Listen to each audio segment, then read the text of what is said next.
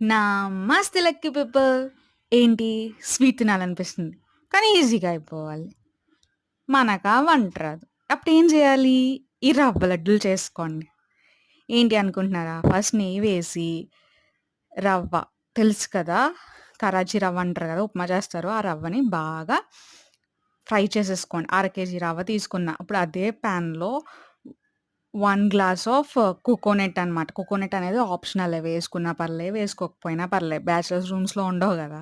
So, దాన్ని బా fry చేసేసాక, మళ్ళీ ఏదైతే మనం రవ్వ తీసుకున్నామో అది మళ్ళీ యాడ్ చేసేసి 2 గ్లాసెస్ ఎందుకు కొలిచాను అంటే, ఎంత పిండొచ్చింది, ఎంత రవ్వొచ్చింది అని. 2 గ్లాసెస్ ఆఫ్ రవ్వకి 2 గ్లాసెస్ ఆఫ్ షుగర్ వేసేసుకొని, పక్కనేమో యాలక్కాయలు బాగా మరగనివ్వాలండి. ఈ వాటర్ ఏంటి అంటే, దాంట్లో కలుపుకొని ముద్ద అవ్వేలా చూసుకోవాలనమాట. జాగ్రత్తగా కొంచెం కొంచెం ఏసుకుంటూ అలా ముద్ద అవ్వేలా చేసుకొని, ఇంకేముంది రవ్వ లడ్డూలు చేసుకొని పక్కన పెట్టుకొని ఫుల్‌గా ఎంజాయ్ చేసేయడమే.